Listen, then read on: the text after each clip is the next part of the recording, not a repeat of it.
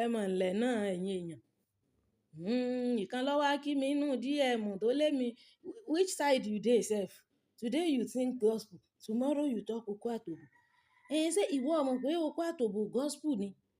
Gospel loko àtòbò. Bí èèyàn bá ti fayé rẹ̀ fún Jésù, kí ló tún kù? Jọ̀ọ́. Ṣé ìwọ ò mọ̀ wípé oko àtòbò yìí ní ń da lérú?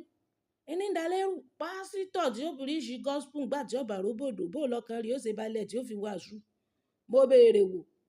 Àbí ṣé wọn ò mọ̀ yàn tí ń bá sọ̀rọ̀ ṣé wọn ò mọ̀ là pé bọ́ọ̀bà tí ní ọkọ kọ́ palẹ̀ òbò rẹ mọ́. Bọ́ọ̀bà ti lọ́kọ kọ́ ọmọ gbogbo pamọ́. Ṣé wọn ò mọ̀ divided by two rẹ̀? Àbí ṣé etí ẹ ya? Ń tọ́ wá lé lónìí akọ gospel, ọ̀la soko àtòbò. Ṣé ìwọ mọ̀ pé oko àtòbò under gospel ló wà? Under gospel ló wà. Bọ́ọ̀bà ti lọ́kọ ìwọ mọ̀ gbogbo pamọ́. Gbogbo pamọ́ fún bí ọdún kan gan pẹ́ bí oṣù mẹ́fà. Ọkàn rí pé ọkọ rẹ̀ ó fẹ́ yàwó mi ni. Simple as alphabet. Pásítọ̀ tí ó róbòdò, gbogbo ohun tó yẹ wọ́n ó dóbò tọ́ dáa jù láyé yìí. Ránṣẹ́ Ọlọ́run ni. Tọ́rọ̀ ni wọ́n wàásù sán èèyàn tí wọ́n fi rọrùn rere lọ. Gbogbo ohun tí ń rọrùn àpáàdì ti pọ̀ jù. Ń gbọ́ ṣe pọ́n pásítọ̀ tó yẹ wọ́n wàásù fún wọn, wọ́n mọ̀ bá rọrùn àpáàdì. Àwọn pásítọ̀ róbòdò lé. Àwọn pásítọ̀ náà tún rè toast wọn. Ṣé pásítọ̀ tó ti toast ọmọ ìjọ, bó ni irú ọmọ ìjọ òun, bó ló ṣe fẹ́ fayé rẹ̀ fún Jésù? Bá ti fayé rẹ̀ fún Jésù kò tó dé inú ṣọ́ọ̀ṣì nǹkan sí àkógbẹ́ èkó ń bẹ. Nígbà bá fi gorodomu gbé sòróró ibẹ̀ tó ṣe wí tó fi dèrí ọtí gbé ìṣòro ibẹ̀ tó ṣe wí pé gorodomu ní irú padà. Èrè wà dànù lágbó ká. Pásítọ̀ tí ó róbòdò bó ló ṣe fẹ́ fi ara balẹ̀ fọkàn balẹ̀ wàásù. Pásítọ̀ tó bá dúró bò ní òru Saturday mọ́jú Sunday. Ìwàásù tí ó wà lórí pẹpẹ ní tí ọ Sunday òun yóò yàtọ̀. Gbogbo èèyàn tí wọ́n bá wà nínú ṣọ́ọ̀ṣì ni wọ́n fàyè wọn fún Jésù. Gbogbo wọn tí wọ́n ronú tí wọ́n banú jẹ́ gbogbo wọn lọ́kàn wọn. Ẹ̀mí mímọ́ wọnú ayé wọn. Ń gbọ́ jẹ́ pé ẹni tí ń wàásù gan, ẹ̀mí mímọ́ sọ̀kalẹ̀ sínú ọkàn rẹ̀. Ń gbọ́ róbòdò tọkàn rẹ̀ balẹ̀. Àwọn pásítọ̀ tí wọn ò bá róbòdò nú ilé, inú wọn ìdùn. Wọn ì lè rí iṣẹ́ ìrànṣẹ́ ṣe torí ọkàn wọn ò ní stable. Ṣé ẹ mọ̀ pé ìwé sọ fún wa pé ọkùnrin tó bá róbòdò yóò ní psychological stability, emotional stability, yóò ní physical stability, spiritual stability náà ó náà join together rẹ̀. Tó yá báyìí náà ẹ̀sìn. Nígbà wá ní torí àwọn gan kan so gospel káwọn tún sọ̀rọ̀ oko àtòbò. Gospel wo ló tún dùn tó oko àtòbò táàrí? Lẹ́yìn ìyìn rere Jésù pé Jésù kú ó jíǹde, sweetest gospel. Èwo ló tún tẹ̀lé? Oko àtòbò ló tẹ̀lé. Torí tí ìwé sọ fún wa ni wọ́n ní òsín tó dùn tó oko àtòbò láyé yìí. Ń taari nínú ìwé náà. Iná pé sweetest experience téèyàn lè experience nínú ìrìnàjò ayé ní tara, ní ti tẹ̀mí, òun ni ìgbàlà. Gbogbo ẹni ó bá ti fayé rẹ̀ fún Jésù tó ti rí ìgbàlà, kó rè wó bò tọ́lẹ́jì tí méjì ti ọmọ ọdún. Kó rè fẹ́ yàwó. Pásítọ̀ tí ó róbòdò bó ló ṣe fẹ́ wàásù ìyìn rere. Mo béèrè wò. Ṣé bó náà fún rẹ̀ ni ó tún bá ti ń fojú ọwọ́ ṣiṣẹ́ ní ọmọ fẹ́ yẹn ẹsẹ̀ yìí dànù. Ń gbé èèyàn bá fi dèrí ọtí gbé sòro wá ṣọ́ọ̀ṣì rẹ̀ tó ṣe pé gorodomu ní irú padà. Àwọn pásítọ̀ tí yóò bó ti jẹ. Tán róbòdò tán gbé yàwó létí yàwó ń gbogbo pamọ́ fún wọn. Ìyàwó pásítọ̀ ni ẹ́ sì burú jù. Torí wọ́n ti mọ̀ pé Bíbélì ò fààyè gba pásítọ̀ láti fẹ́ yàwó méjì. Wọ́n ti mọ̀ pé nìkan iná ni. Wọ́n máa ń ní babalá. Wọ́n mọ̀ babalá. Èmi báyìí bí èèyàn pé rẹ̀ ń yàwó pásítọ̀ kì í fíríkì mi. Torí mo ti mọ̀ pé wọ́n ní kọlá jù. Wọ́n ní ń da kọlá mú. Gbogbo ọ̀rọ̀ òkò, ọ̀rọ̀ àlùfàǹsán, ọ̀rọ̀ wèrè ni wọ́n máa ń sọ sán ìránṣẹ́ Ọlọ́run. Èyí ò bò wọn ò ní gbélẹ̀ fún wọn. Jọ̀ọ́ bó ni èèyàn ṣe wá fẹ́ fayé wọn fún Jésù? Ń gba pásítọ̀ tọkàn pásítọ̀ balẹ̀. Àwọn tí wọ́n bá rọ ọ́fíìsì pásítọ̀ pé àwọn fẹ́ ṣe counseling tí wọ́n kọ́ mú dọ́rùn. Ń gba pásítọ̀ ọ̀rọ̀ mú rí. Ìyàwó tiẹ̀ àgádágodo ní ètí kọ́kọ́rọ́ mú yóò ti gbogbo ẹ̀ pa pínpín. Ẹlòmíì bá fẹ́ sùn ó lè wọ jíǹsì mẹ́fà. Bí bàbá tó bọ́ jíǹsì gan oko bàbá ti wálẹ̀. Bó lọ́kàn wọn ṣe fẹ́ balẹ̀ láti wàásù ìyìn rere. Ẹni ó bá sunkún wá tó ní òní ṣòro bí wọ́n ṣe kúkú toast ẹ̀ nù. Èrè wà dànù lágbó ká. Àwa lónìí à ń kọ gospel ọ̀la ń soko àtòbò. Ìwọ mọ̀ pé gospel loko àtòbò tèmi ń sọ. Èmi ọ̀gá ń bú Ọlọ́run lọ́rùn lọ. Wo bó bá ti gbóbò pamọ́, tọkọ ẹ̀ bá ti fẹ́ yàwó mi kò lè rọrùn àpáàdì. Sórí creed tí ń bẹ lórí page mi tí mo pin síbẹ̀ hun. Apostolic creed hun. Gbogbo ẹni tó bá ti jẹ́wọ́ tó ti ṣe confession yẹn tó ti ṣe ìjẹ́wọ́ ìgbàgbọ́ hun tó ti jẹ́wọ́ Jésù lolúwa àti olùgbàlà kò lè rọrùn àpáàdì. Àfi tí bá ń hùwà burúkú tí ń jalè tí ń ṣe panṣágà tí ń ṣe gbogbo tó wà ní Galatians 5:19 hun ni ò ní dọ̀run.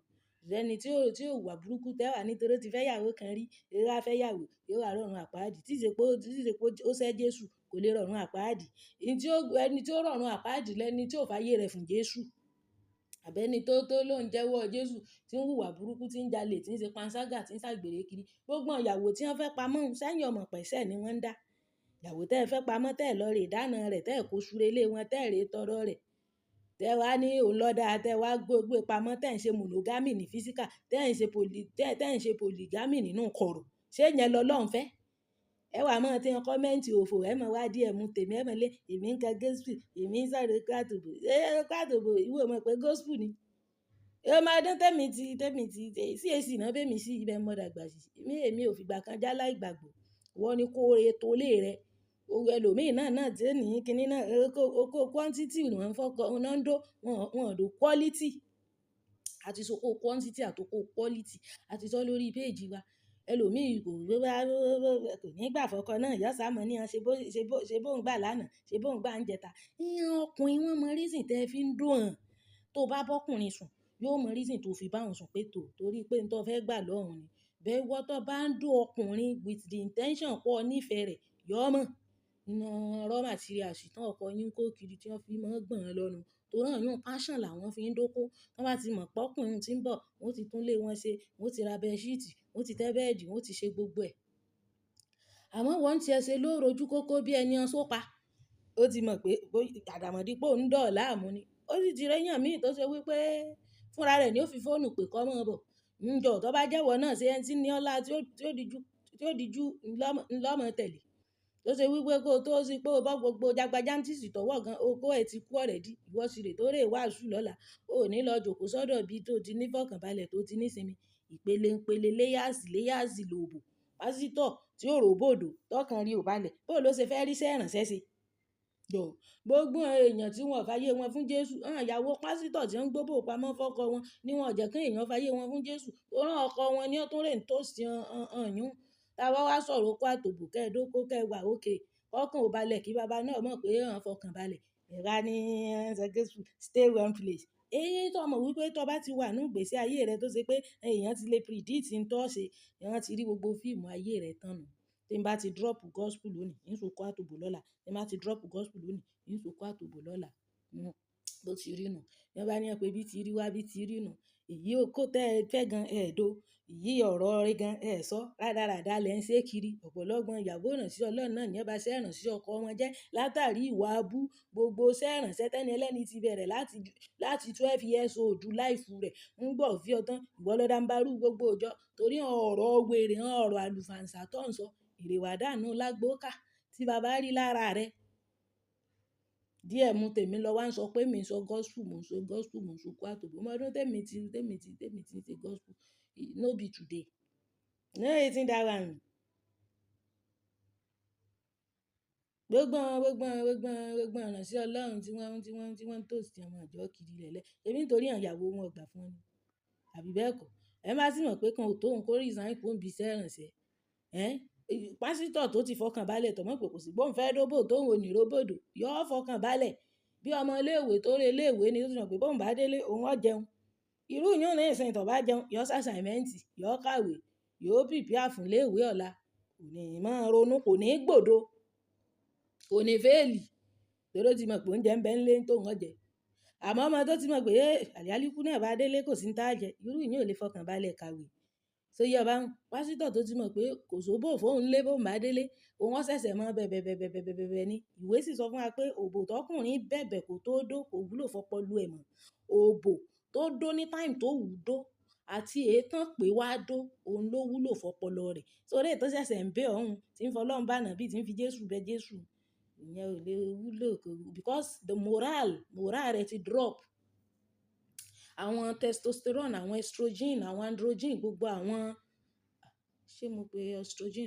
Sorry, female hormone ni estrogen. Androgen and testosterone ó ní male hormone. Àwọn hormones yẹn tó ti secrete yẹn, time tó fi ń bẹ̀ ọ́ tó fi ń nílá tó fi ń dà láàmú. Àwọn hormones yẹn level of secretion wọn ti máa drop. So tó bá padà ṣe gan kò lè dàbí gidi mọ́. Yàrá ìní ìsìn, ètò orí ìṣe tọkàn ìbálẹ̀ òun ní kókó. Àmọ́ pásítọ̀ tí ó ròbòdò bó ni ó ṣe wàásù ìyìn rere. ǹjẹ́ pásítọ̀ gan tó ṣe pé iṣẹ́ gidi, iṣẹ́ èèyàn, iṣẹ́ normal iṣẹ́ ní í ṣe, tí ì ṣe iṣẹ́ ìrànṣẹ́. Tó yá báyìí gbogbo iṣẹ́ náà ń ṣẹ́ gidi. Àmọ́ iṣẹ́ ìrànṣẹ́, iṣẹ́ Olúwa ni, kì í is a delicate iṣẹ́, is a delicate position. Èdí tí ń sọ pé kò sí iṣẹ́ ìrànṣẹ́ tó ṣe pé ordinary iṣẹ́ ní í ṣe náà, bó náà bá róbòdò, ìyún ti ẹ̀ free ní tiẹ̀. Wá ṣe pé kò sóbò, yóò wò bó mi lọ. Just do it rightly. Yá báyìí náà ìsìn. So gospel kan tó kó àtòbò tí sí. So yá báyìí náà ìsìn. Bó ti jẹ́ nu. Tí màá ti mọ̀ bí mo sọ pé orin kò sí, mo kàn mú díẹ̀ ń bẹ́ẹ̀ mo jù sáfẹ́fẹ́ ni. Ìyókù sì ń bẹ ní studio, òun ò tí edit ẹ̀ tán. N bá tún ti post the gospel Monday, ń tún so kó àtòbò Tuesday.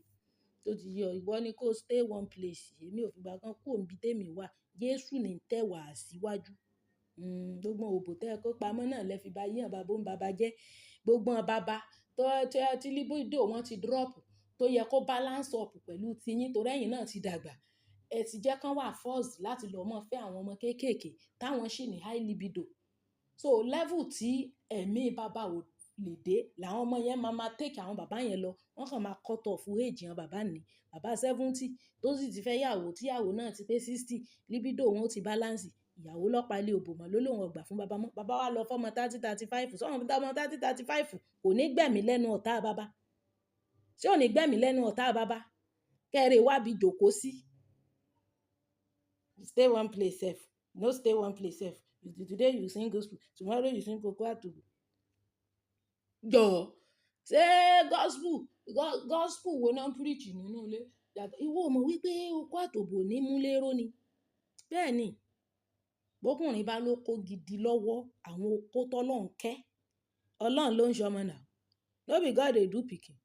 Ó rà àwọn tí wọ́n ti wà for years tí wọn ò tí ì bímọ, tí wọn ò tí ì lóyún. Ṣùgbọ́n oko kò sí pé wàhálà kankan bẹ́ẹ̀. Nígbà tó Ọlọ́run ò ní ẹ ṣàìsàn, ẹ mọ̀ bó ẹ gbé pamọ́. Ọkùnrin mìíràn náà fẹ́ yàwó tí ó sùn mọ́ yàwó ẹ̀. Ìyún wóró ni. Bẹ́ẹ̀ ni.